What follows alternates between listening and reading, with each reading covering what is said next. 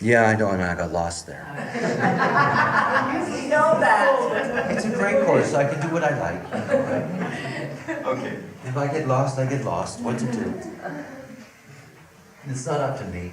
The oddest thing for me because most of you have had classes with me for a long time, you know I operate in a very strange way because I have an unconscious mind, so I have no idea what's coming out or what I'm going to say. But what's really odd for me is moments like that, where the muse just stops. You know, because I'm not thinking about what I'm going to say, it just stops. And then I'm sitting there waiting, is it going to come back? And what often happens is that when it goes away, another kind of energy, and it's not channeling, it's the way, you know, I have no way of understanding how my mind works, so I don't know what it's trying to do. And all of a sudden I get this different kind of track that comes in. It's very strange for me. Okay, so we're over here, and we've looked at the way, and we've looked at the temple, and obviously this whole point about really coming to grips with how important it is to recognize that, you know, this is the temple, that we can really enjoy the fruits of what it is to be in these vehicles the moment that we find authority for ourselves. But also to recognize in the binary that will be translated by the not-self into a different kind of form. You know, because that's what the not-self does. You know, so the not-self will go looking for secrets for power. You know, that the not-self will look for authority in others rather than authority in itself. But the themes are there. And obviously whether or not it's going to be a transforming era or not depends on how well those themes are explored, how well they're made available to the totality, and so forth and so on. All right, the next part of this cross structure, it's the cross of planning, a right angle cross, is that we have the 9 and we have the 16. And you can see that the 9 is labeled the nature. This is a reference to the whole business of the first gate, which is its key. And again, the whole movement of the precession going backwards. So we're there in the first line, and if you're looking at this in terms of the first line, it says the power in focusing to create new forms. And the power to generate that will lose its focus. So you have two things there. One is that you have this enormous energy to create new forms, but also the distraction that comes with it. It's one thing to create television, it's another thing to discover what that does. In other words, that the new form can take on a level of distraction that we had never imagined before. You know, so we end up with the television generation being the first couch potato generation. You know, you've got zillions of people who can't lift their ass off the sofa, you know, because they're distracted by the nature of that form. Now, it's part of the dynamics that are there in this era. And remember that it's the new forms in detail. I mean, it's not just televisions.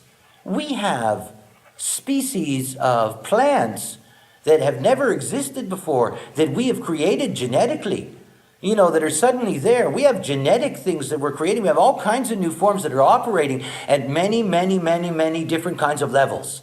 Now remember, if you think about what our responsibility is within the context of the program, that we're here to endow form with consciousness, and that we're here as consciousness to be able to operate in a diversity of forms, and that we're designed to be great manipulators of the environment, that the building of forms, the building of new forms, is a sign of our progress. Because that's really what we're all about. You know, we are an inventive, creative, manipulative species. And that if you look at the last 400 years, you have so many new forms that have been created that it's hard to even imagine how many they are. I mean, you know, I don't even know what the number is for patents, for example, in the last century. You know, 100 million of them, 200 million of them. I mean, you know, the reality is that this is one of the main driving forces of our time. 2027. Gone. Gone. I mean, think about that. Here we are for hundreds of years and we're new form, new form, new form, new form. I mean, come on. You know, the moment you open up a magazine, there's a new this, a new that, a new and improved, a new and improved, a newer and improved, and better and newer. And there's, you know, and there's a new gimmick and there's a new gizmo. And what are they going to do with these phones now? I mean, are they going to implant them now? I mean, what are they going to do? How are they going to make them newer than they already are? You know, you can take pictures with them. You can talk to Aunt Mary. You know, you can see her face. It goes on and on and on. You download this and, you know, soon it'll cook for you. You know, we go on and on and on and on. Well, it can actually, because if you have a stove that's digital, that's connected to your in-house computer, you could call on the telephone and start the rice. We're into new forms. And imagine what that's going to be like when the door closes. You know, there you are in your lab, and you're going, I got a new form, and nobody cares. And nobody cares. Remember, it's not what you think, it's what the program dictates. The moment the program changes, you change. You don't have any control over that. It's just another theme. And all of these people that are coming together in these combinations, in the neutrino field, imprinting everybody with the new theme, no escape. No escape. And so we're all caught up in new forms, and we're racing along. You know, it's like these two clones that are coming. New stuff, new forms. Oh, aren't we pleased? You know, that's us. You know, we're getting better and better and better. You know, we can create life. You know, we can play God. We can do all of these things. You know, more forms, more forms, more forms. Now, the root of that is the first hexagram. And in the first hexagram, in the first line, it's all about adaptation. Time is everything. You know, these forms, we're in a race. It doesn't take a rocket scientist to be able to reflect on any of our lifetimes to see how fast everything seems to be and how fast everything seems to be moving, because it's a race. It's a race. You know, we're racing as fast as we can to create all of those forms. Faster and faster and faster and faster and faster. And by the way, when it stops, there's going to be a lot of relief. This is an enormous pressure on humanity as a whole. You know, this whole movement towards more and more and more and newer and newer and newer and newer and newer and more and more and more. You know, all you have to do is surf the web for products. You know, you can go to your grave seeing all the new forms. I mean, they're endless. They're by the zillions of them. So we see that we have a way, there's the temple, we have the nature, and finally what we have is the pattern. In other words, the way in which the personality of this cycle is going to unfold. And the way in which that's going to unfold, that pattern, is through the 16th gate. And it should be obvious to you now. You know, what we're looking at is that through the 16th gate, which is the gate of skills. And not only is it a gate of skills, but remember something, this is one of the most beautiful lines. This is the line of delusion, the 16:1. It's a wonderful line. I love this line. It's called false enthusiasm. The daydreamer, the expression of talent through daydreaming, the public communication of inevitably unrealized claims, the tendencies to express fantasy as fact. Okay, now this is the main skill, is illusion and delusion and daydreaming. I mean, there is no more extraordinary art form than film. It's one of the most incredible things that has taken place during this cycle. You know, the elevation of daydreaming to a universally acceptable and accessible principle. How many of us have shared the same daydreams? You know, where we have all been given the illusion, and how powerful the propaganda value of being able to provide and give skillful daydreams. What a skill we have. And all of that out of the new forms, developing the new forms and selling the new forms. It's part of the pattern. And to get the new forms out there, that each new form adds skills, creates new skills. I love watching my son play PlayStation 2. Because I was not born to use my thumbs that way. This is, when he puts that thing in my hand and he says to me, "You try it," I feel like a caveman. Really. Just like a cave. My thumbs were never taught that when they were young. That was not their job to be all over the place and diddle around and all of these things. And he's got thumbs that does things that are incredible. But it's the form that changed the thumbs, not the thumbs looking for the form. All these new forms have created more and more and newer skills.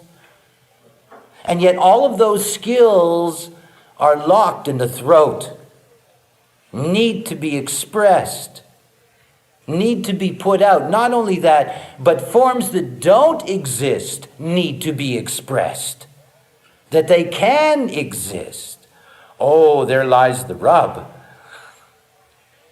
So many promises, logical promises of what can be. We're going to have a cure for AIDS tomorrow. Yeah, good luck with the retrovirus. You're going to hunt it until the end of your days. It can mutate faster than medicine can think. It's alive. All these new forms bring new skills. And we have incredible forms. Have you ever looked through an electron microscope? Your eyes and how you see, everything gets changed. You have to develop new skills to understand even what you're seeing as a landscape. There are people that read blips that can tell you things that are, the modern phrenologist. These people that would touch your head and they would feel the bumps in their head and they would tell you your life story. We've got people that read bumps on charts. We got all kinds of incredible skills. You can read this stuff. Forms bring skills. And the skills enrich this form. And it's all collective. It's all part of talent. We live in a talented time. I've had many incarnations. This one's really good. This one's really good. I get to be awake. I get to see the movie. I get to do something of value. But more than that, I actually get to enjoy being here in these things. I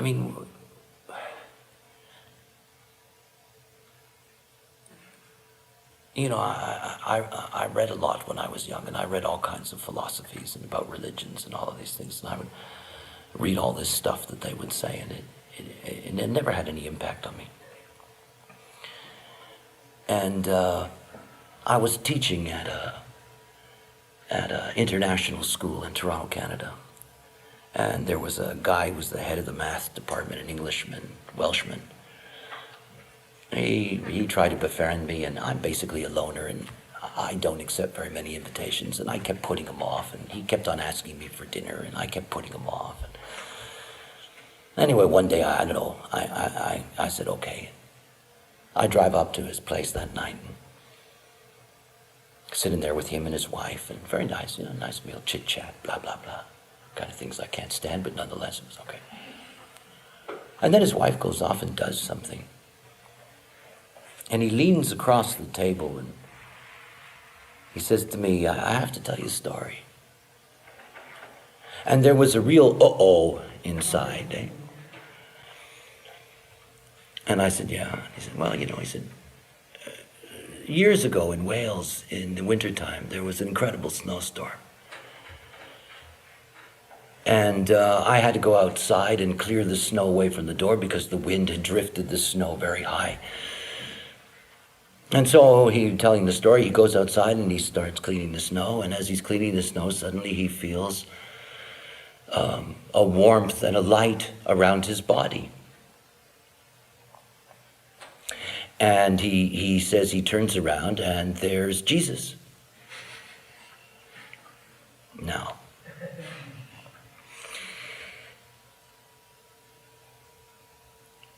You know, the inside I assumed that he was just a nutcase and he was trying to get me to come to some kind of evangelical whatever it was, and I wasn't going to be interested, but nonetheless.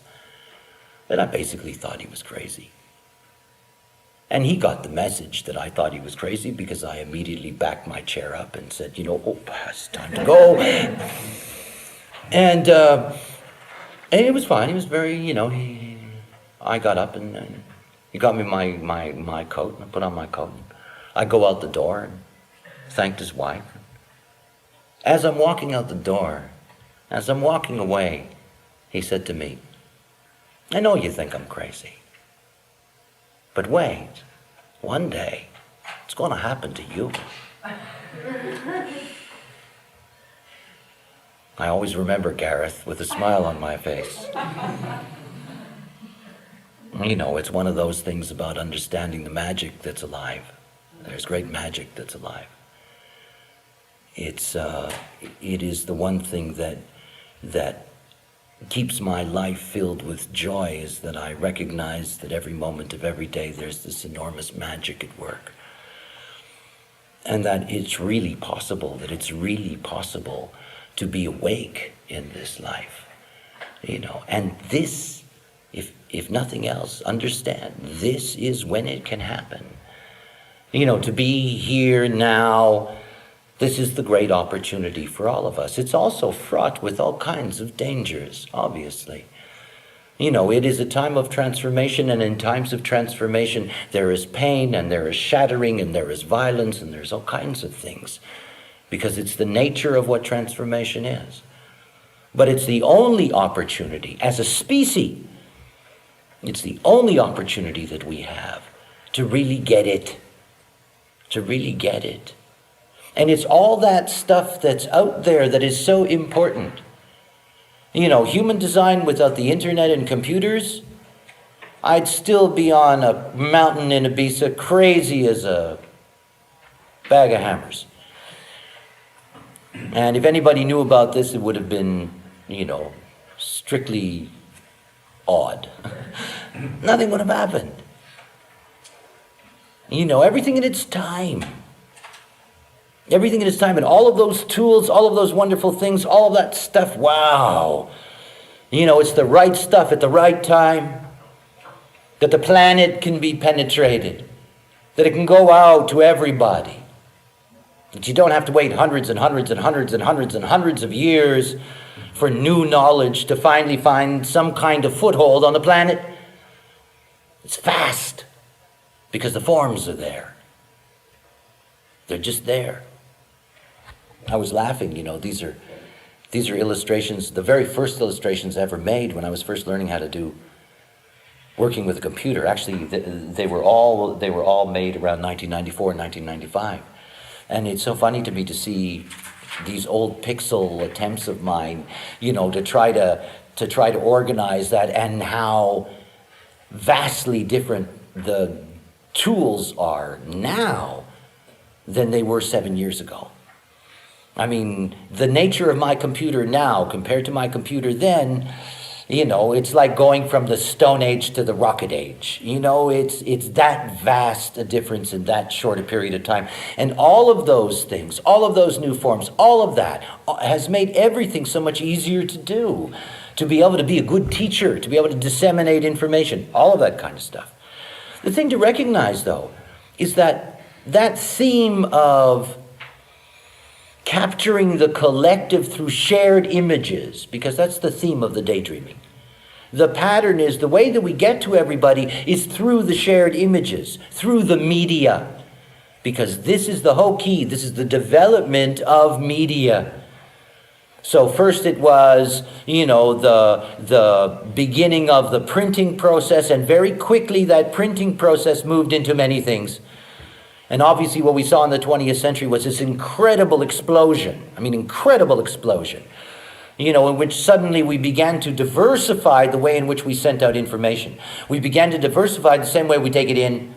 So we had audio information and visual information and audio visual information and, and on and on and on and on and on. We found all of these ways to get the material out.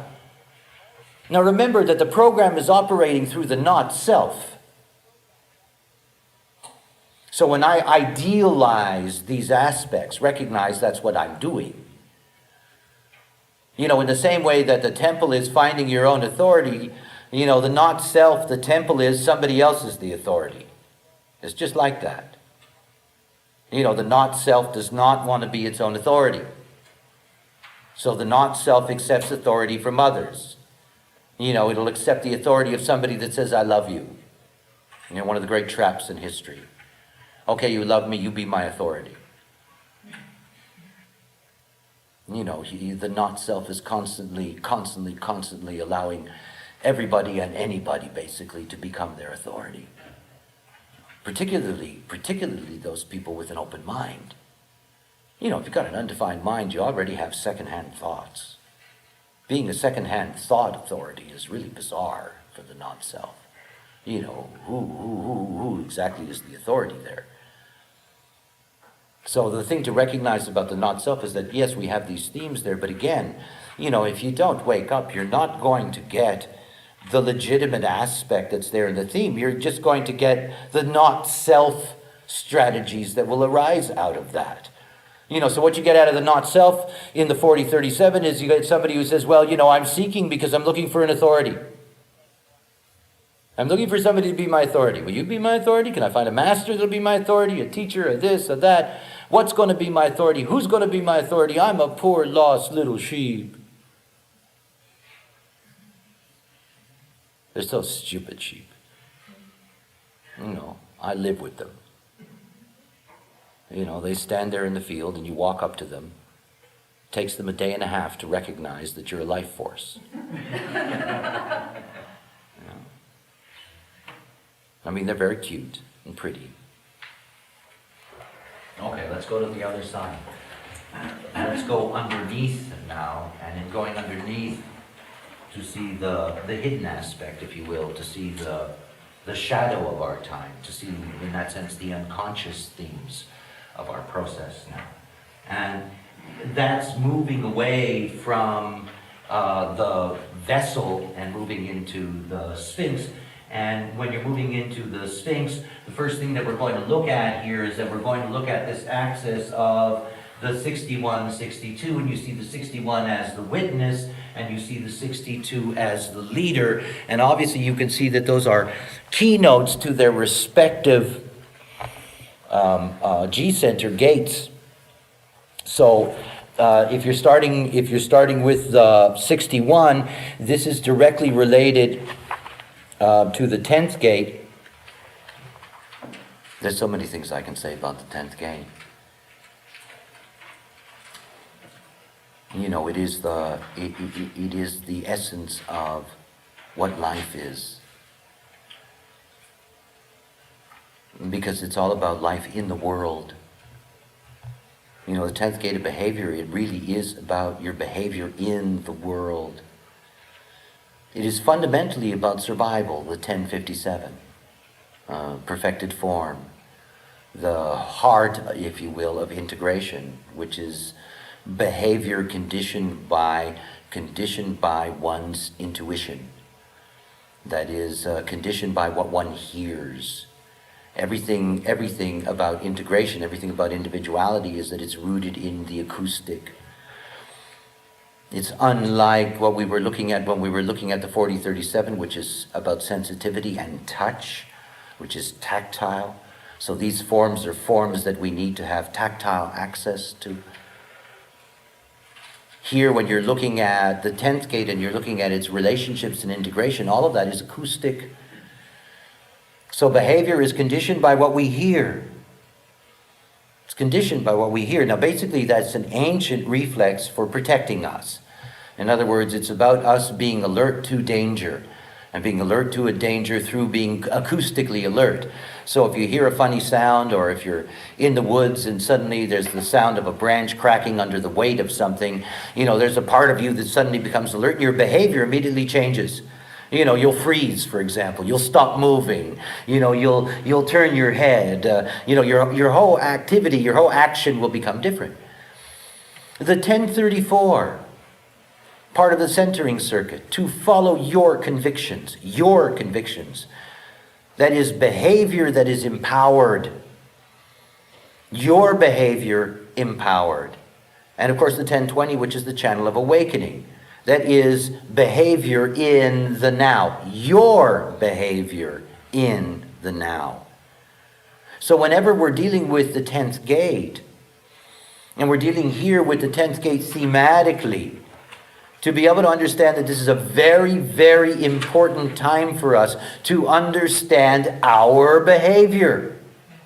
And you can see how that works.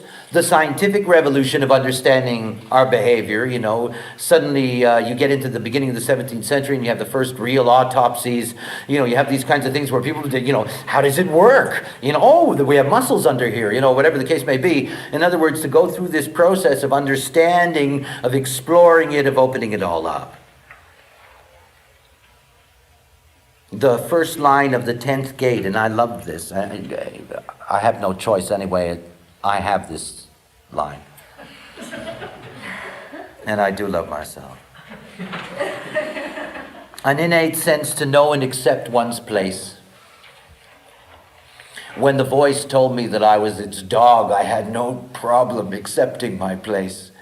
I just wagged my tail and did what I was told. And knowing one's place is magic. We all have a place. It's the moment that you don't accept your place that you really have a problem. We all have a place.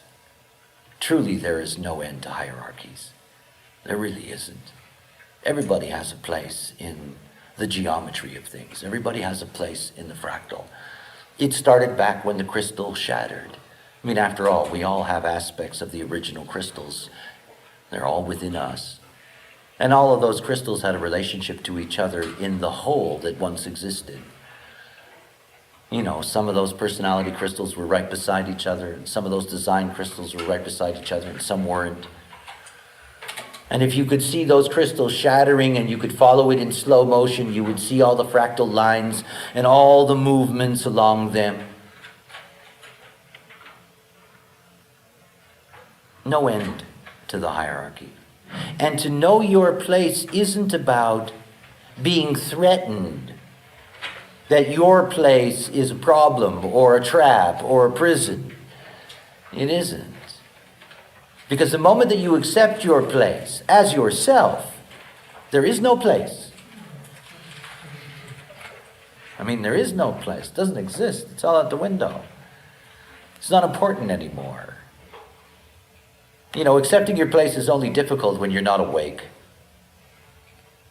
When you're not awake, there's always resentment because you don't know what you are and you dream that you can be something else.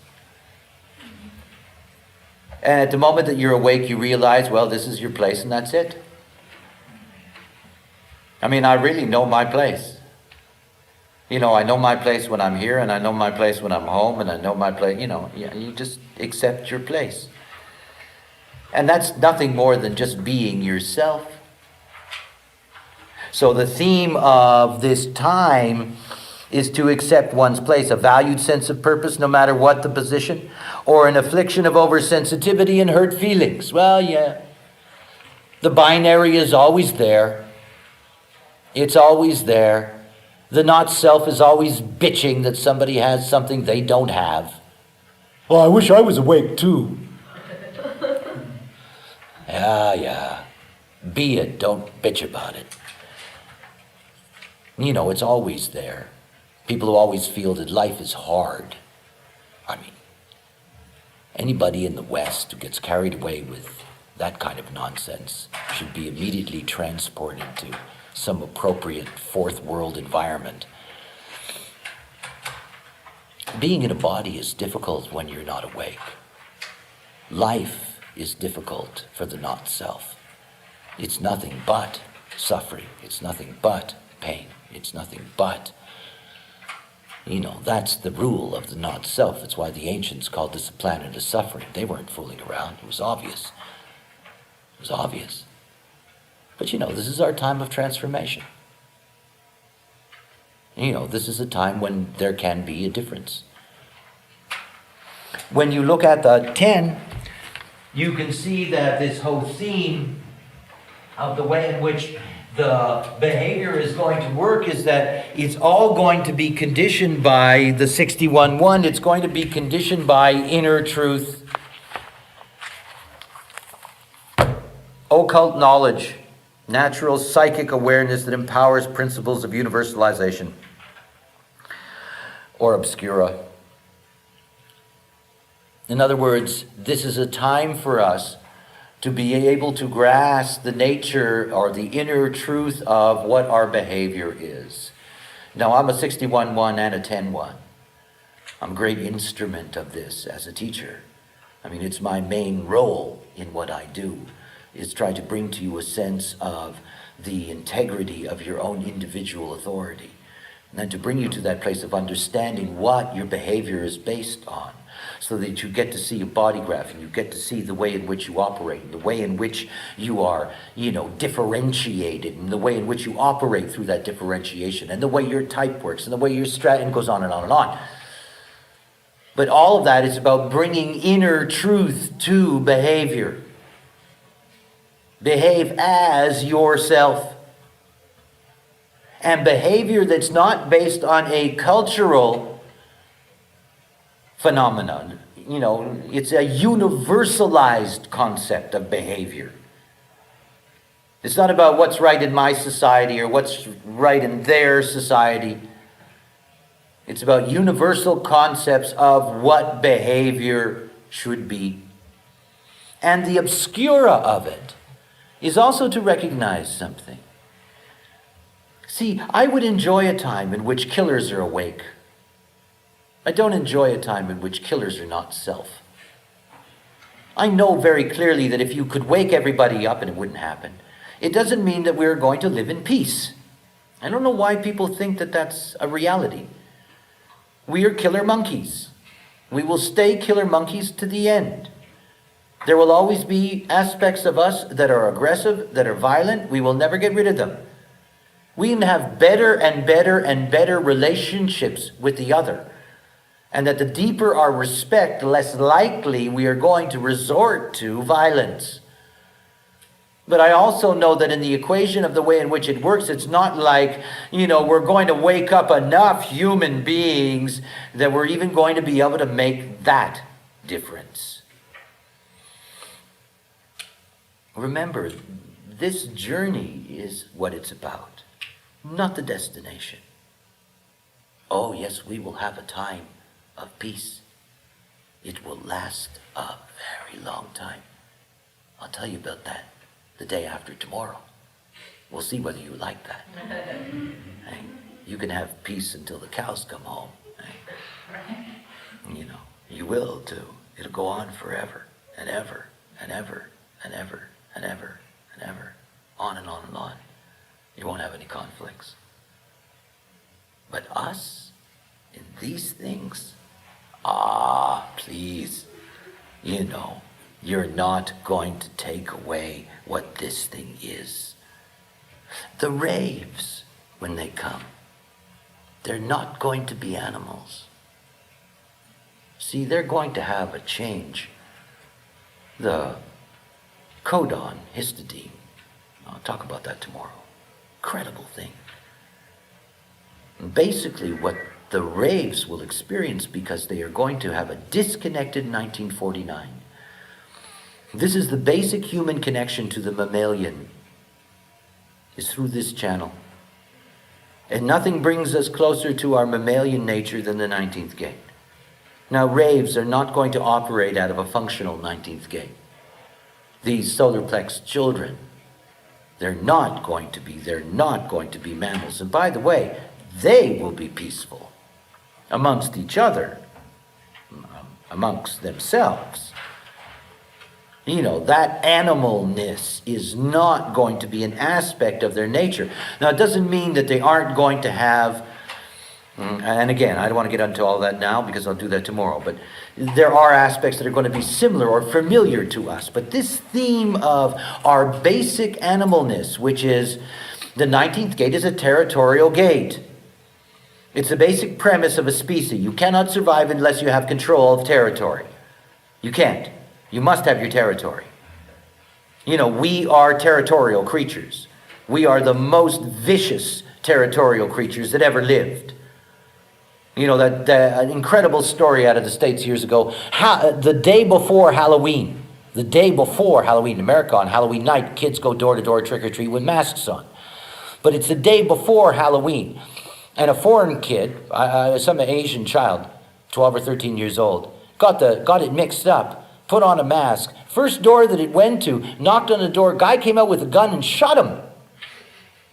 Didn't go to jail, by the way. You know, it was considered, you know, the child was on his property and scared him.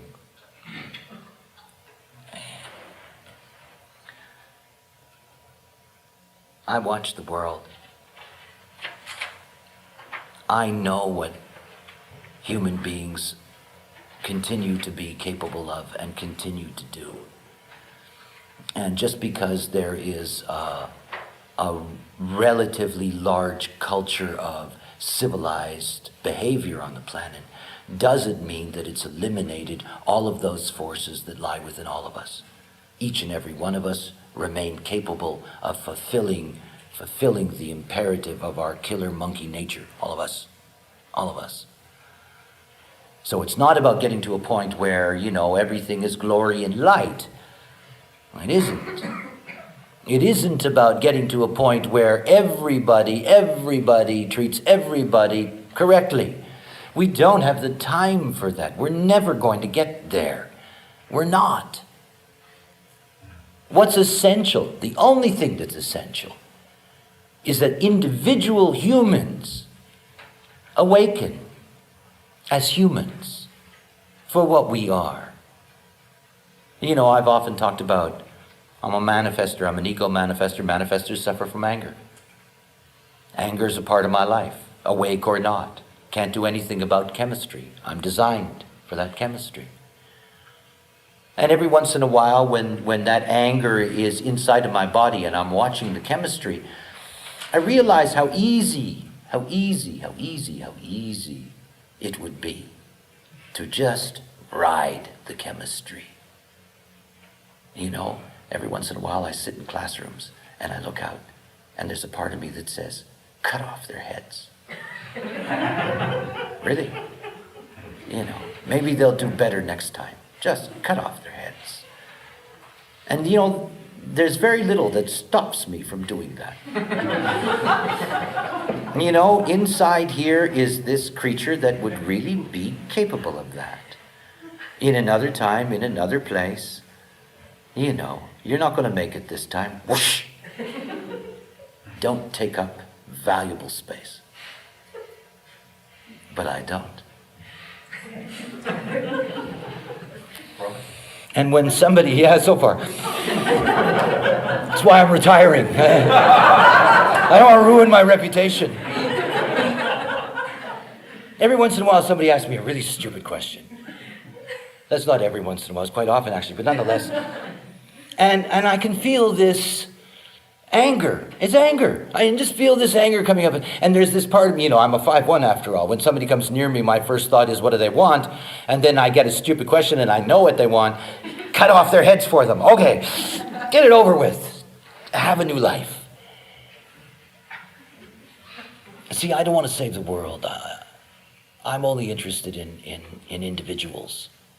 One by one person at a time.